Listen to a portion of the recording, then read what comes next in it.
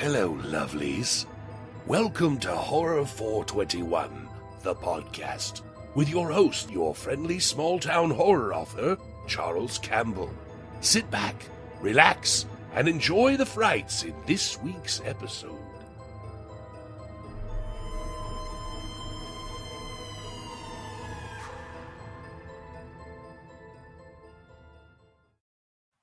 Hello, everyone. Welcome to another episode of Horror 421, the podcast. Today, I have a very special guest. He is a fellow author, and not only that, he's an award-winning author of the.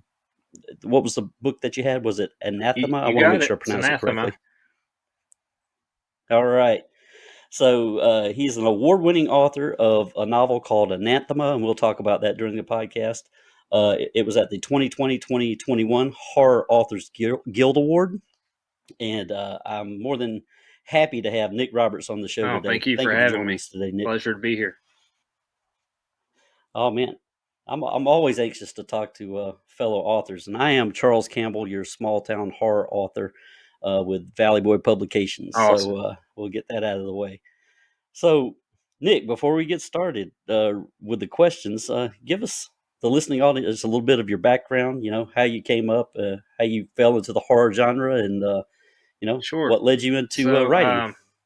I like to say, kind of like Bane in The Dark Knight. I was born into darkness by being born in the month of October, and I just naturally looked forward to the month of October, and Halloween's in October, so those things kind of just That's naturally right. lined up. I just aligned spooky season with my birthday, and always looked forward to the scary movies that they would play on cable TV back in the day. And, ever since first grade, I would be drawing monsters. And then, a little bit later in elementary school, I would add dialogue bubbles and kind of make comics and my little books. And I've always been creative in that way. I've always had this desire to express myself creatively, and for some reason it's always been like with dark and spooky type of things. And as far as, I guess, what got me into the genre early on was, I'd say Goosebumps, and then that kind of segued into scary stories to tell in the dark. And then going to the library one day, I remember this like it happened yesterday. Normally, the public library I went to as a kid in West Virginia was a two-story building, and the children's section was on the second floor.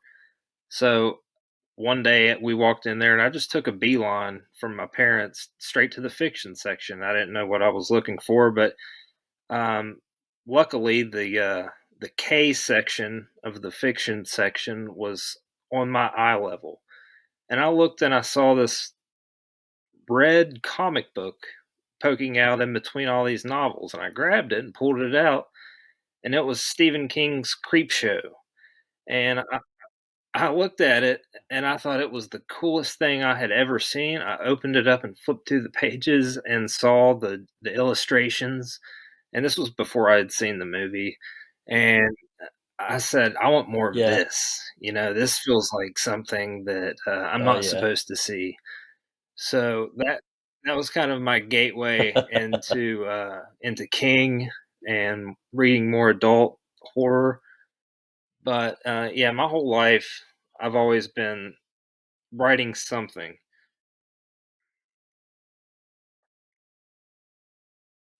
Well, yeah. That, and I have a very similar background. And I've said it before on the podcast. I grew up a Stephen King kid, and kind of the same way with you. Love the horror comics. I love comics in general growing up. So I was a Spider-Man guy all the way up to my mid-20s.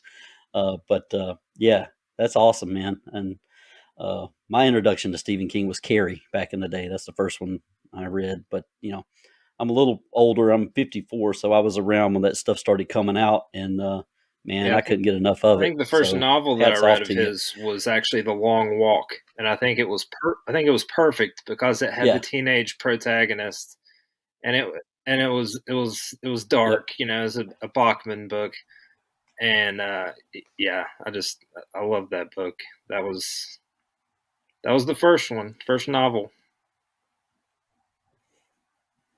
Yeah, we got a Stephen King shrine on my shelf over here, so I've got most of those books. I think a few have walked out, borrowed. But yeah, The Long Walk was great, Oh yeah, and his Bachman stuff was great, and I love that he published under that name, right. so no one knew it was him. So that was pretty cool. So what I want to do is kind of fast forward a little bit. We'll jump around a little bit with the questions during the podcast, but yeah, I want this to be all about you. I'm super impressed, man. I've written 13 books, going on 14. But what you've done out of the gate with your debut novel, Anathema, first of all, I want you to kind of give the listeners an overview of what that novel's about. But tell me what it felt like to win an award right out of the gate. That sounds pretty amazing to me. I've been a finalist in a couple of book competitions, but I've never won anything. And that I want to know, how that felt to you, and Sure. a little bit about that. So a little bit of backstory about Anathema, but that sort of informs the plot of the story. Um, when I was about 13, 14, started experimenting with alcohol, drugs, and I went down a really dark path until I was about age 25. I hit rock bottom about age 25, and April 15th, 2012, I checked into treatment, and I've been sober since that day, so going over 11 years now. And in the last, I'd say probably 5, 6 years, I noticed in media, whether it be, TV, movies, books, whenever they would depict someone in recovery from substance use disorder, the arc of the character was always, will they or will they not stay sober? And I just thought, there's so much more to that. And, white knuckling it through the day is sort of the opposite of recovery in my mind. So I had this goal that I wanted to, after I went back to college, age 25, I got my bachelor's in English, realized there wasn't anything you can do with an English degree. So I realized that I had to get a teaching certificate. So I got my master's in teaching and just kept the ball rolling and got my doctorate in educational leadership. And along the way, I said, if I've been writing little things my whole life, if I don't sit down and actually write something, it's just never going to happen. If I keep putting it off, I'm never going to do it. And I had that idea that I wanted a protagonist that was more that was a person in recovery, but was more than that. And my wife Mm-hmm. and I, we moved into a townhouse in West Virginia, and we were in the middle of two other townhouses. And not to say that the walls were thin, but if there were loud noises on either side, we could hear it.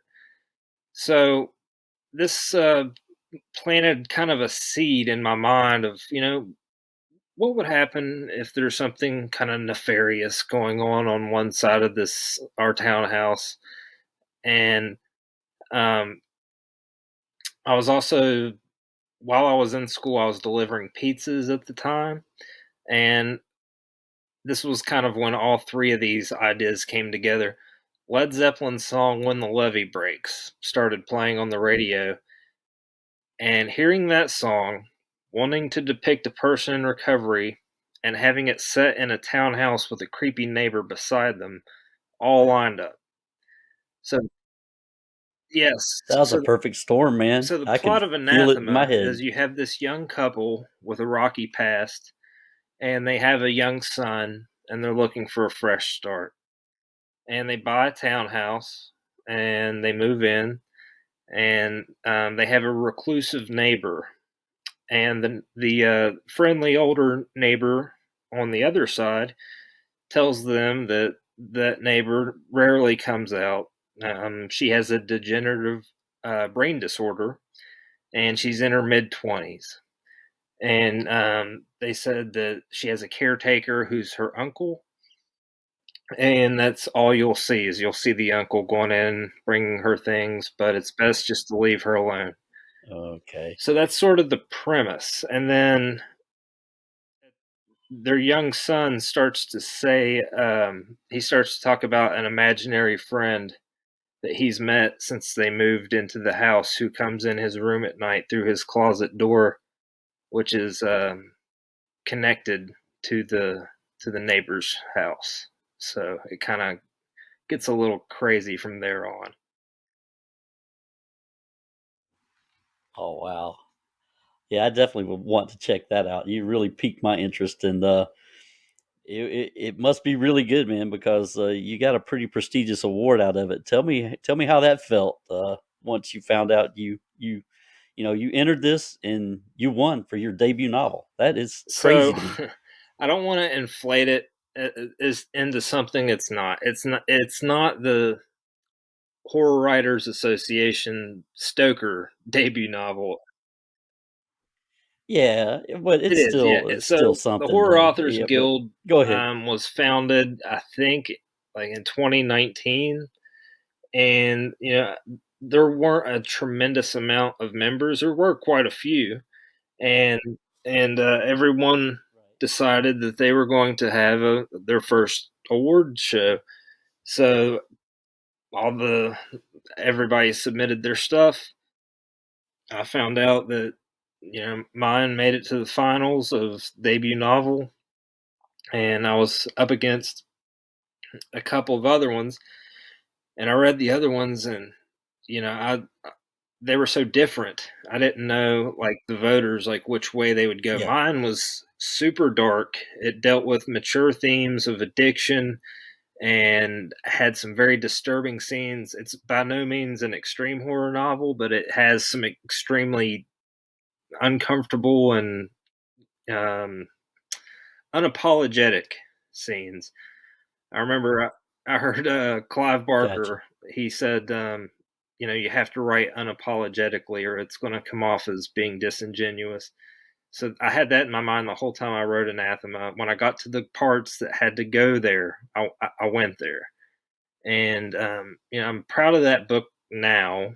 I was, looking back on, I've grown to love it, but I saw all I did was see its flaws when it first came out, and like the first year or two. But I remember we it was during COVID when it came out, so we had a bunch of promotions lined up. I was going to be a speaker at the West Virginia Book Fair, and I had different book signings lined up, and then COVID hit March 2020. Everything got shut down, and I was just distraught. And um, then this award show thing happened. They decided they were going to do it virtually. And I just went down in the basement at the townhouse and sat there with all the other nominees, and we got to listen to our names get announced as winners and give a little acceptance speech, and it Oh, was pretty that's cool. So, um, yeah, yeah, that's very cool, man. That's very cool.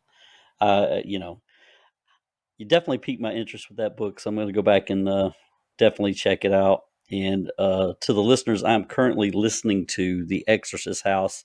I've got about 3 hours left, so by the time this airs, I will have finished it. But so far, I'm really enjoying it. So I want to segue into that book a little bit. If you can give our listeners a little overview, and I love the reference to yeah, Blatty in that book, by the way. Um, but if you give the listeners an overview of what that book is about, maybe the what they can expect if they pick up a copy or download the audiobook, because I'm so far I'm really enjoying it. And sure. talk about your narrator too while you're So at it. I after like him writing too. Anathema, I said, I wanted to write something a little more universally appealing, something along the lines of that could be set in like a Conjuring universe, an Amityville type of universe, and The Exorcist is my favorite horror novel. It's my favorite horror movie, and it traumatized me as a kid. I saw it way too young, and had that in my mind.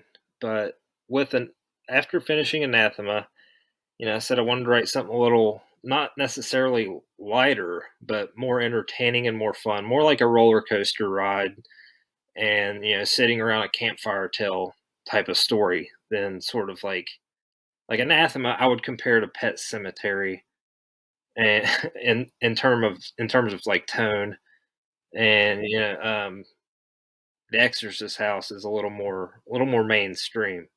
But anyway, when I was a kid, my uncle had a farm in West Virginia, and I remember going out there. It seemed huge at the time. I mean, it's probably just a couple acres now, but through a child's eyes, it was huge. He had this farmhouse that just looked so cool in the way I'm remembering it. And I said, my next novel I'm going to set in a farmhouse in rural West Virginia in the 90s. And setting it in the 90s had nothing to do with trying to capture nostalgia or anything like that, because there are very few references to it being set in the 90s actually in the book. It's just the time I was at that farmhouse in my life was in the 90s, so I just wanted to do it that way. Right.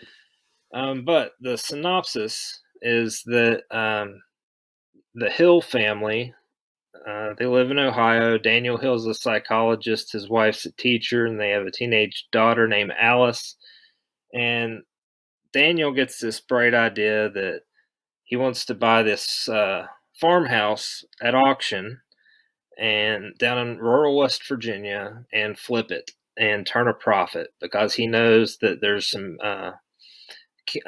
business coming into that part of West Virginia and it's developing, and it could instantly turn a quick profit.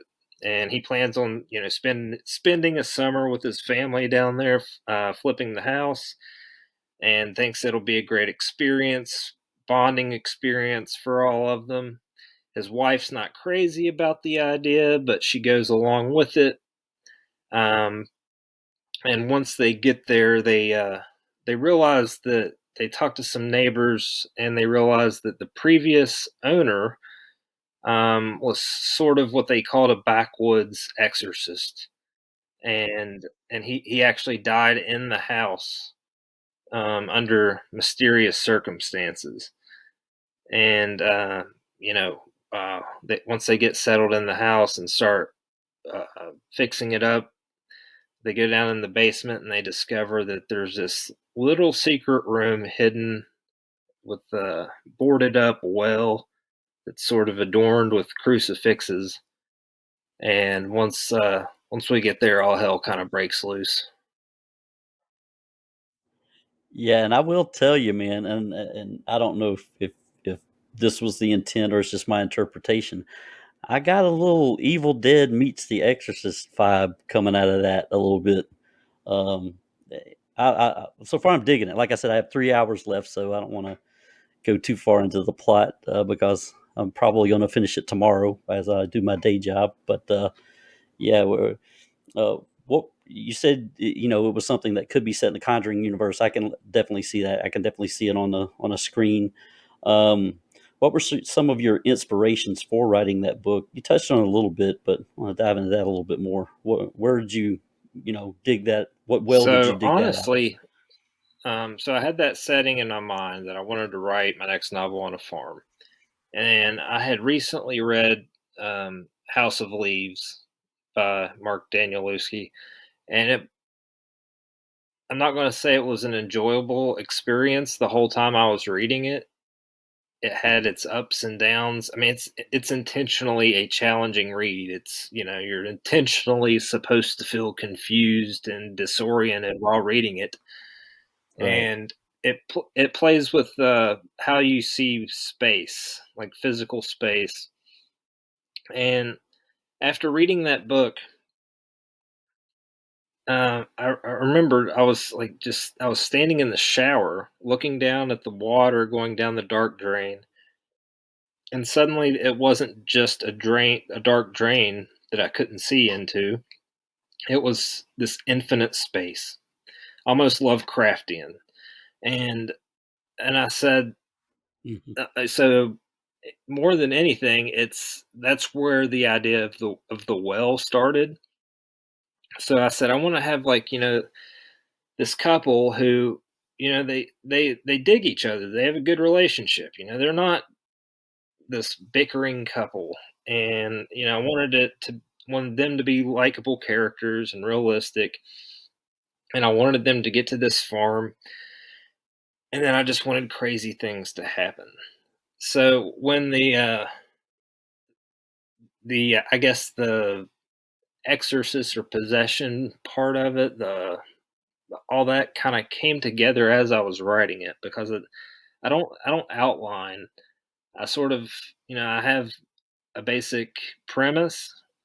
Sometimes, like with Anathema, it started with a character idea, and sometimes I'll take I think it was Quentin Tarantino who said, just get two characters in a room and have them start talking, and eventually something's going to come out of that. And that's sort of what happened. I wrote the prologue to the Exorcist House. I sat down. I said, so if this family is going to move into a haunted house, I need to know why it's haunted. So I wrote the prologue, and the prologue starts with this old man sitting peacefully and serenely on this rock, and I tried my best to describe the farm, kind of how Cormac McCarthy would describe a farm, with rolling hills and in the Appalachian area, and just a kind of beautiful night where you see all the stars. He's sitting there smoking his pipe with his dog, his bloodhound, beside him, and he's just musing about the stars and the constellations and talking to his dog, and all the while his dog's kind of whimpering and looking back over his shoulder. The old man's just trying to calm his dog down and say, "Relax, relax." And then you, he starts to hear these sounds coming from his house to his back, but the way he's reacting to them is that he knows it's there. So then he goes in the house, and that's sort of how the story begins. We see what happens with him, but once I had that prologue, and I had the type of evil that I wanted to to come out. That's when I was like, okay, I'm going to veer into more the possession type of thing than, I don't know, like ghosts or anything or other like supernatural things. Because Right. when honestly, when I was writing that scene, when that old man walks in that house, I didn't know what he was going to find, and that's what I love about writing is, I'm watching the movie in my head and just kind of dictating it as I go along. And I know if I get chill bumps or if I get creeped out, that I'm onto something. And there were a couple things Right. that really kind of just chilled me with that prologue. So then, it was my job from then on to create some lovable characters to put in situations where you actually don't want bad things to happen to the characters, because that's terror for me, is when you care about the characters and they're in peril. It's not a slasher where everyone's expendable and you're rooting for That's right. Jason to knock off all the counselors, you know. Exactly, exactly. Well, I did love that prologue, and I love the interaction between the old man and the dog, and him trying to reassure the dog that everything's going to be fine, and he's even thinking to himself, "Yeah, this old guy, he'll make it." Talking about his dog, he'll survive. But yeah, the prologue set up everything very well. And I'm kind of like you. I don't really outline either. I normally have I'll start with a beginning and an end of kind of where I want to go, and then the middle just kind of comes, like Right. it kind of flows. And once you're rolling, you're rolling. I mean, it just keeps coming and coming and coming. Yeah, Or and for that's the me beauty anyway. of that second I draft, is don't that want you to. can go back and make it look like you knew what you were doing all along. So Exactly. And I've told people before on this podcast and my friends, about 90% of the time where I think a book is going to end, it doesn't ever, hardly ever hit where originally intended it for it to hit, if that makes sense. Because something changes. Hmm. Something changes, something segues, some idea comes in, and you're like, no, I want to go this direction. But yeah, man, uh, definitely going to check out Anathema, and so far I'm loving the Exorcist House. Um, Another thing that caught my eye is you published with Crystal Lake Publishing. Uh, can you tell me a little bit about that publishing company and how you got attached to Crystal Lake Publishing? It's got a catchy name. Every Yeah. every horror fan should know So that. it's funny because they're a publishing house based in South Africa. So you you wouldn't think that Crystal Lake Publishing. I don't think South Africa when I hear Crystal Lake. But my first No, publisher no. was J. Ellington Ashton Press, and they put out Anathema. And unfortunately, they didn't survive COVID, so they shut down. And the rights to Anathema, everything reverted back to me. And rather than seeing that book go out of print, I sort of re-edited it and reformatted it and published it myself. I formed my own LLC just because I wanted to keep it alive on Amazon, and it's on Ingram Spark, so it can be in retail stores.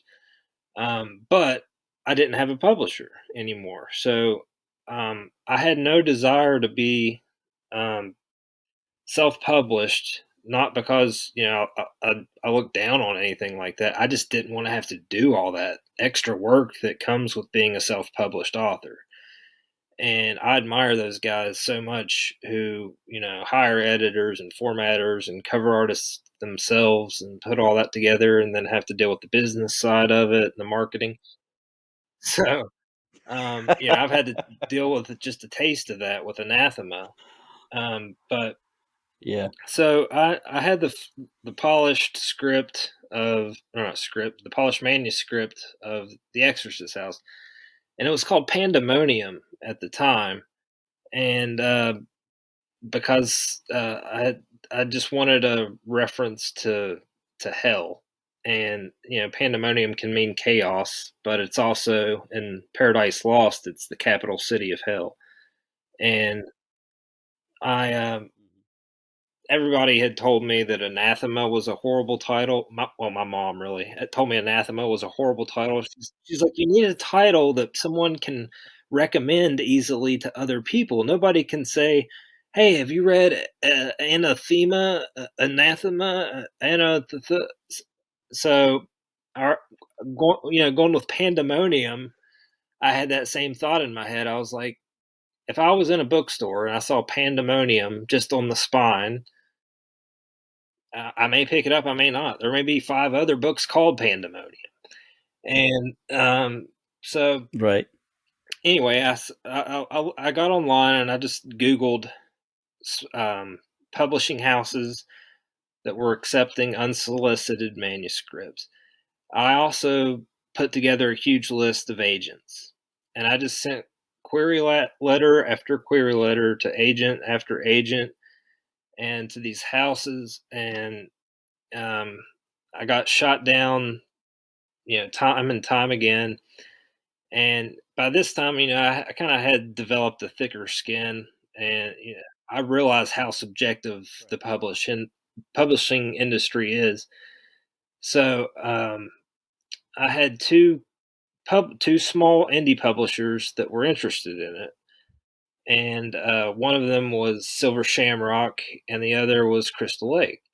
And yeah, Great names, man. yeah, and Silver Crystal Shamrock, Lake love got it. back to me, and he said, first of all, I love the book. He's like, I want to publish it. The problem is, and this was at the end of 2020. He said, um, Yeah, the problem is that I've got such a backlog of projects that I wouldn't be able to get this out until mid 2022. So in my mind, I was like, gosh, I really don't want to wait like a year and a half for my book to come out. But on the other hand, we were in wave 2 of COVID.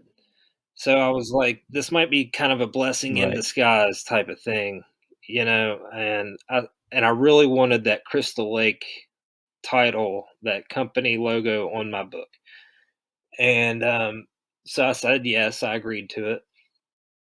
And this was the first time I actually worked with a professional editor, quite a few of them. And, I realized with my first book, it was with a much smaller house. It was like kind of a micro publishing house. Crystal Lake, I had this document that I was sharing with these editors, and they were going through and saying, "You're using too many passive verbs here, and you need to switch up your sentence structure here, and this doesn't make sense." My favorite comment that I got, because they would leave comments in the margins, was, "And this is the point where I throw the book in the trash." So yeah, I just had to laugh at it because, and yeah, Sorry, I'm and still laughing. That's pretty good. one of them actually suggested at the end of the Exorcist House, and I'm not going to talk about the ending, but they suggested, "I want to see this additional scene." And I thought about it, and I was like, "Okay, I'll try it out." And I wrote another scene, and the people who love the Exorcist House, they love the ending the most. So my value for editors shot way up because that book wouldn't be what it is without the ending that it has. And that editor is the one who told me that it needed it.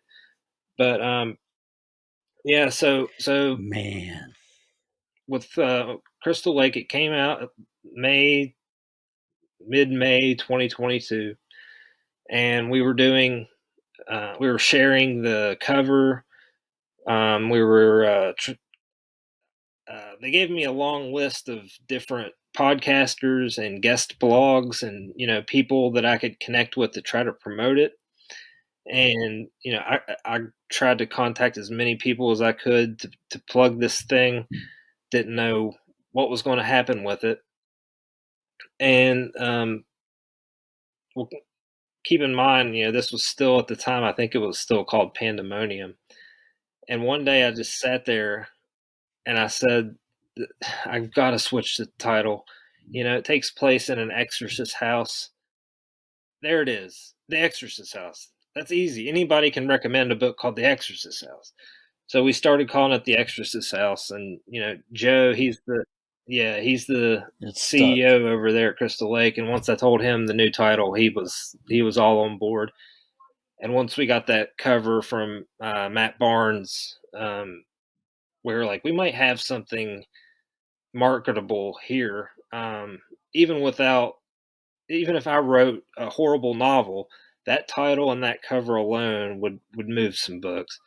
And it came out, and within a few months, it became Crystal Lake Publishing's best-selling novel to date, and it still is.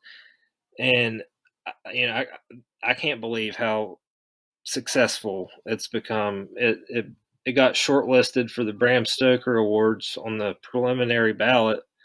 It was one of 10 other books, and I tried to manage my expectations, but I was so that's a game Right. changer to get. Yeah, you were Yeah, giddy, man. You yeah. can say it. You were I giddy. was like, if I can make it to that top 5 and be officially and call myself a Bram Stoker Award nominee, that's a game changer. But it didn't Right. happen. So, for whatever reason, and Well, guy, 2 books in. yeah, That's your second and book, right?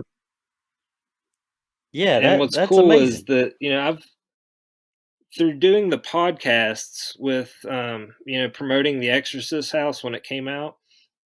I met a fellow author, John Durgan. He was doing a podcast at the time, and he said, "Man, there's this group on Facebook called Books of Horror, and there's like 30,000 people in it, and if your book goes viral in that group, like you'll take off, like you'll sell some books. So I was like, okay, I'll join this group.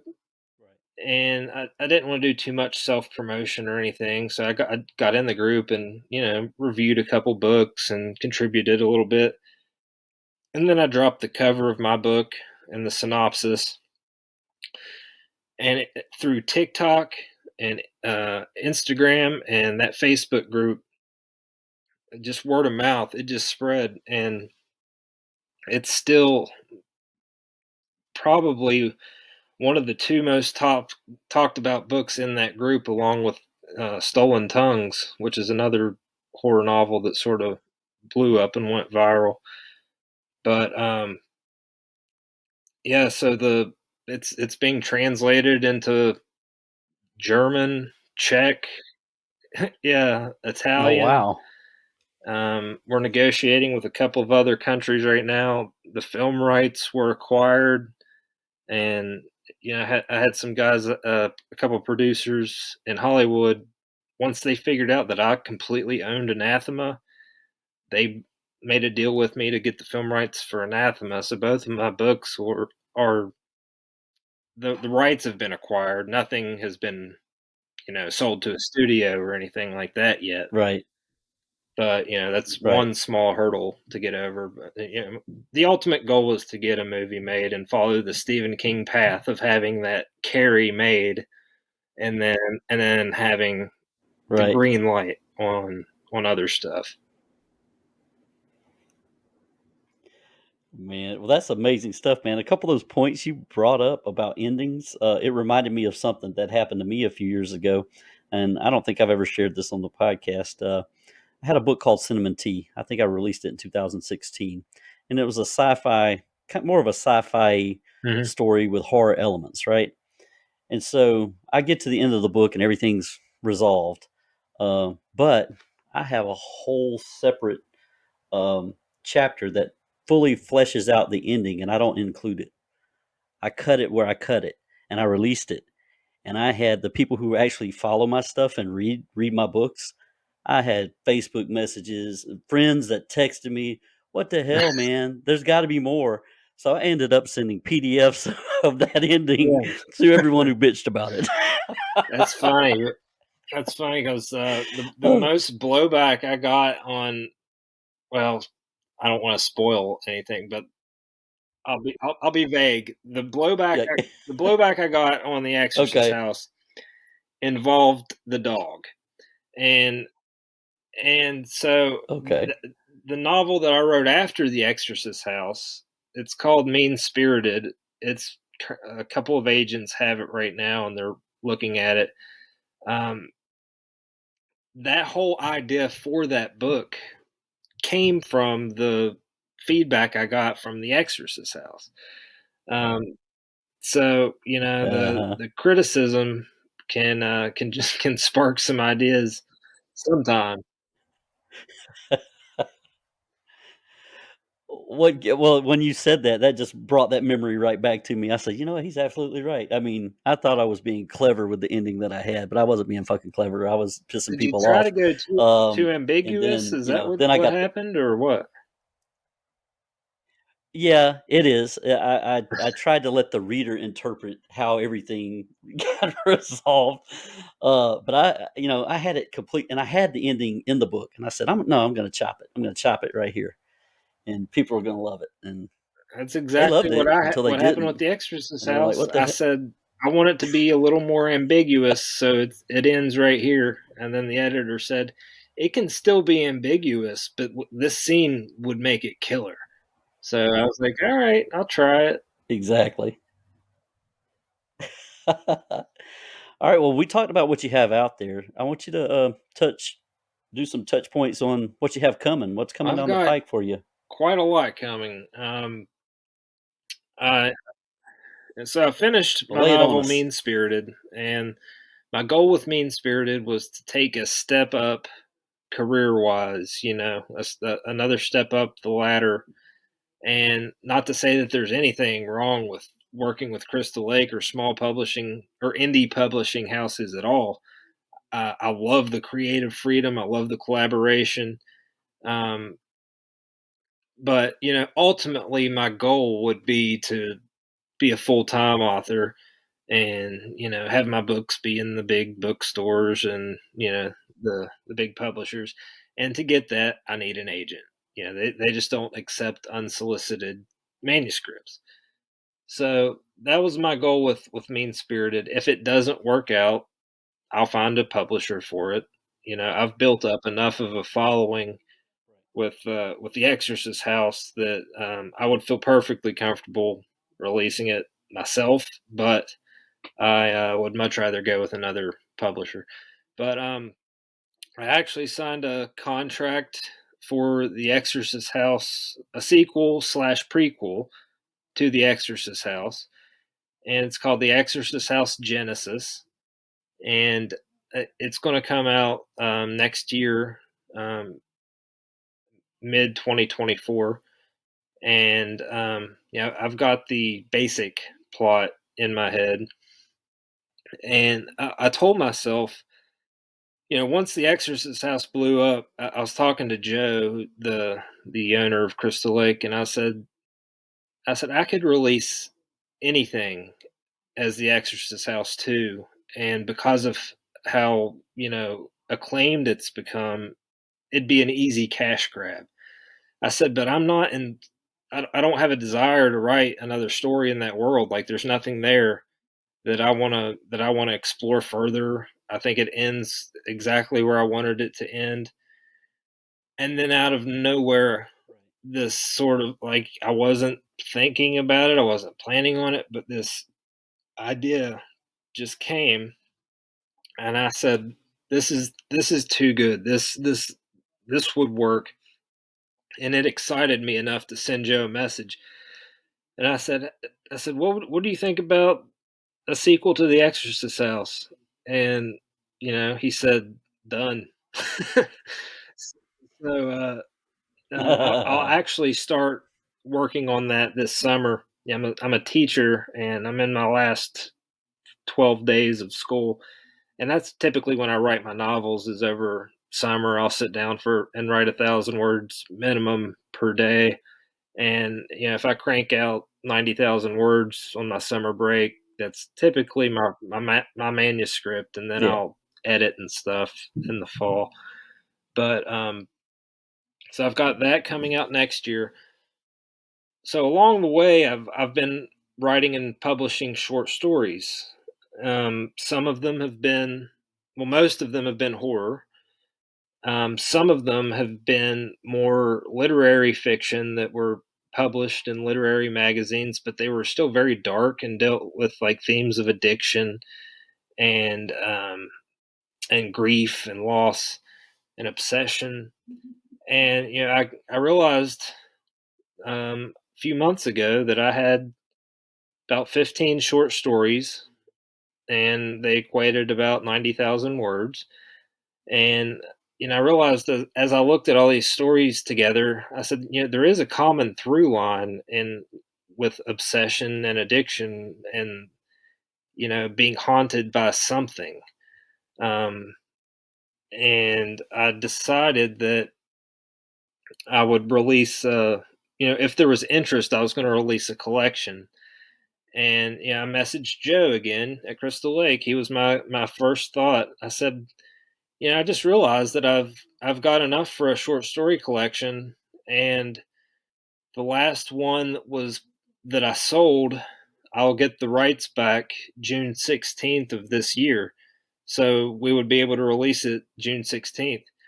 I said, "Do you have any interest in that?" He said, "Let's set a release date, June 16th." So, yeah, so the last couple months I've been editing those stories and working with a cover artist on that. And there's a line in The Exorcist House called "It Haunts the Mind," and there's actually a new story that I wrote for this collection that takes place in the Exorcist House world, and it's called "It Haunts the Mind." So the title of the collection is called It Haunts the Mind and Other Stories, and it's 15 short stories, all dark, some scary, some horrific because of human nature, um, but they all kind of blend together. And I'm eager to see how my Nice. hardcore horror fans are going to respond to these other stories that are kind of interspersed between the real spooky ones.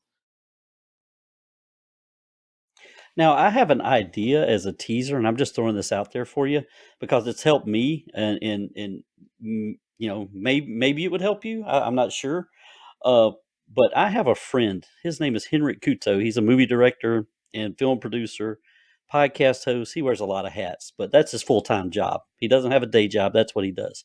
And he hosts a weekly podcast called Weekly Spooky, and he features short stories from authors all over the country, and he narrates them, and he does such a great job. He's done like 7 or 8 of my stories.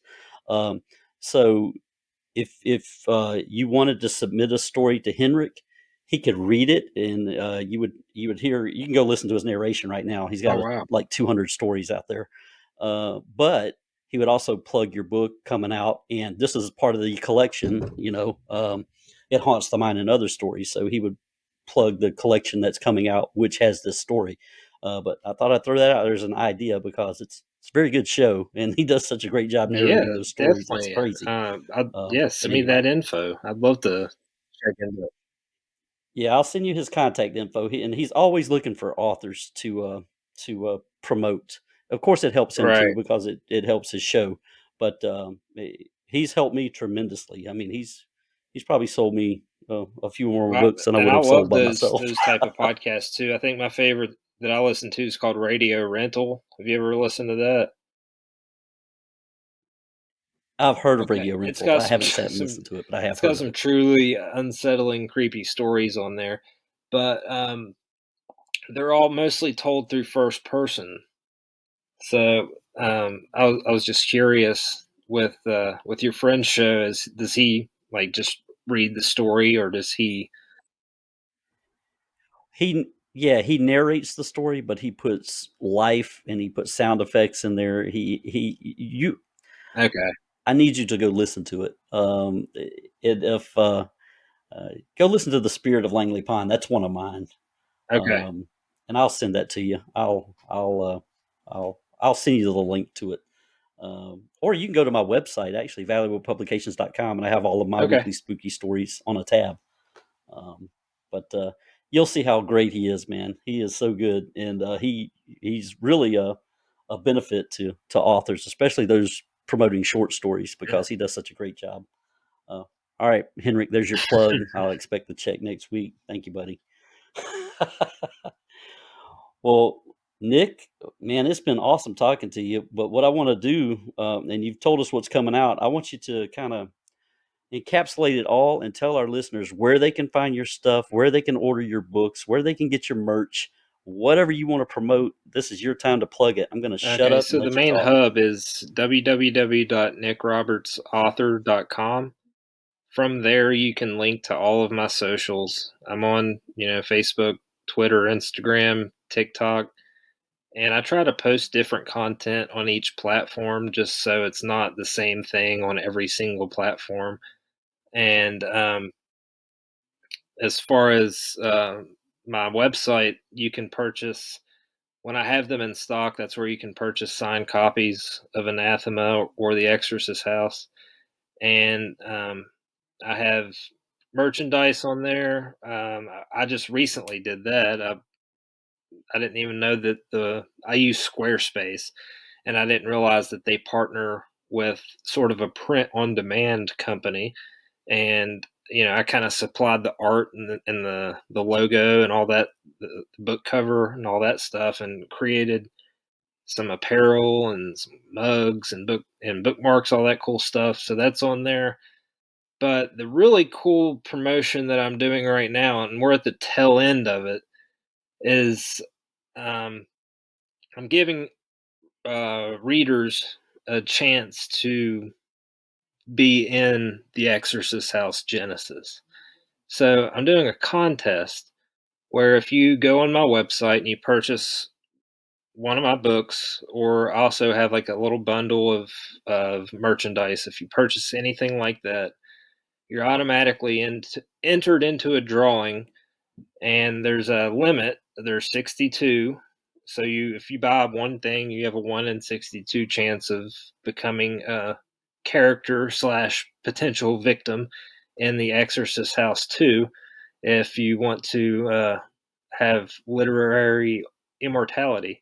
But I was kind of blown away by how quickly that exploded. I had kind of a couple stacks of books sitting on my kitchen table, and as soon as I made that post, people just started blowing up my Facebook and saying, I want to be killed off. I've always wanted to be killed off in a book."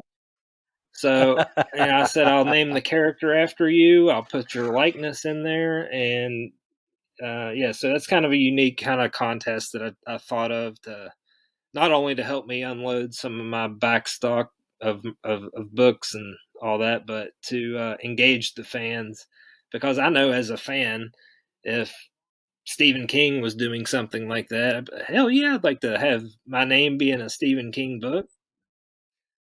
But yeah, that's Exactly. going on right now, and Exactly. I have about 15 items left.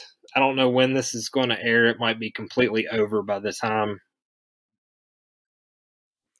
Oh, no, no, no. And what? Yeah, did you say June 16th is Yeah, June 16th is your when date? the collection comes out, but this contest is going on right Yeah, this. now. So yeah, I could run out of stuff Okay. day after tomorrow probably.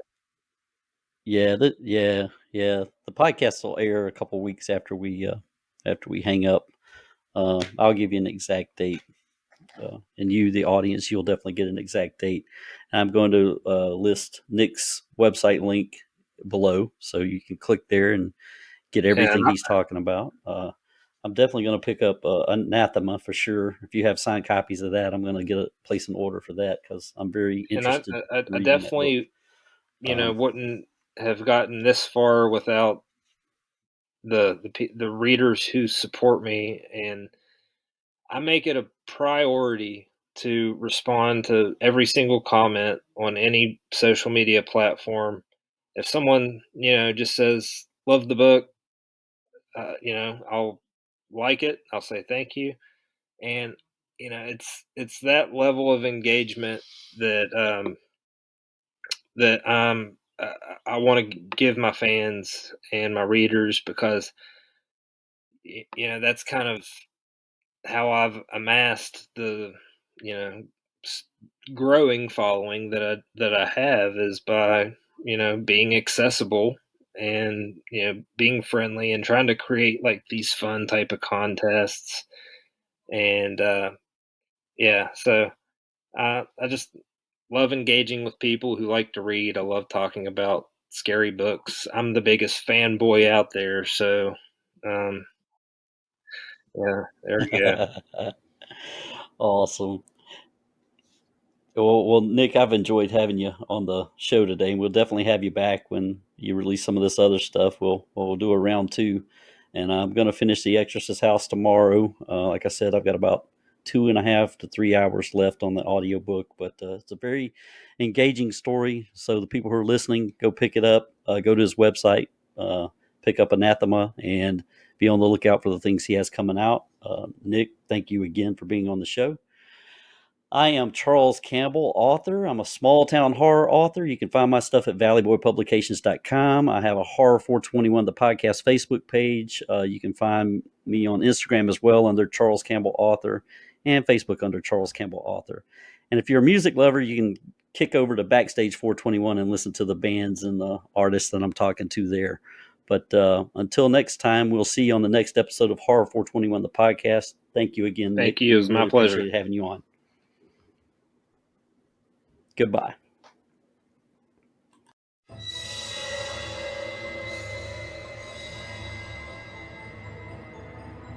We hope you had a horrific time, lovelies. Thank you for tuning in to Horror 421, the podcast. Be sure to like us on YouTube and subscribe wherever you get your podcasts.